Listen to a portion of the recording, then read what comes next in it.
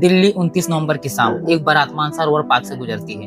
रस्मों के हिसाब से लोग हवा में नोट उड़ा रहे थे, पैसे जमीन पर गिर रहे थे, वही पैसे जो किसी के लिए शौक होते हैं लेकिन किसी की मजबूरी होती है। साहिल जैसे लोग के लिए जरूरत मजबूरी रोटी थी।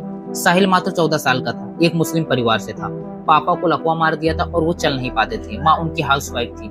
साहिल पे घर की जिम्मेदारियां थी और वो स्कूल में पढ़ने के बजाय किराने की दुकान में काम करता था और उसे महीने के 6 से 7 हजार रुपया सैलरी मिलती थी और उसी से वो घर चलता था। लेकिन उनको पता नहीं था आज मेरे लड़के के साथ क्या होने वाला है। साहिल शाम के वक्त किराने की दुकान से घर जा रहा होता है और वो देखता है सामने शादी हो रही थी। वहाँ के लोगों का कहना है वो खाना खाने आया था, लेकिन जैसे ही शादी में पैसा उड़ाते हैं साहिल वहाँ लूटने चला जाता है। और वो वहाँ अकेला नहीं था, वहाँ पर बहुत सारे बच्चे थे, लेकिन वो उसके साथ ही होने वाला था वो उसे नहीं पता था। साहिल लूटना स्टार्ट कर देता है।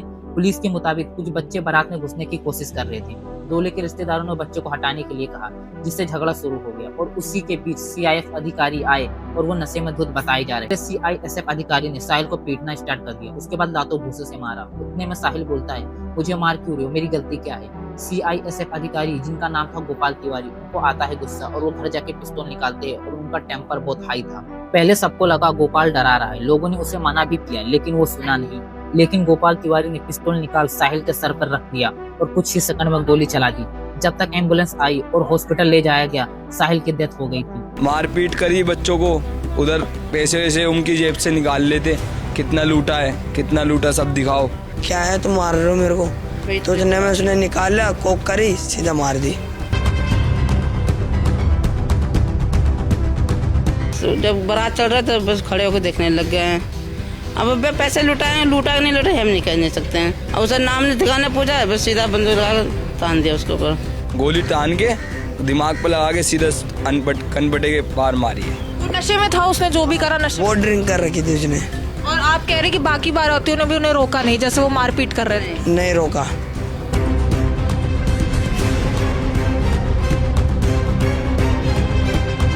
उसको गाड़ी के पीछे से जाके उसके बाल पकड़ के उसे गाड़ी के पीछे ले गए, ट्रक के पीछे। उसे पहले डंडों से मारा, लात घूसे पसली वसली में इतना मारा, टांग वांग समझ लो टूटी गई है उसके, इतना मारा है। तो हम लोग को पता नहीं था। जब हमारा छोटा लड़का आया तो कहाँ रोते हुए जब कर रहे भाई के गोली मार दे, जब हम घर उधर छोड़ के खुले छोड़ के भाग गए। माँ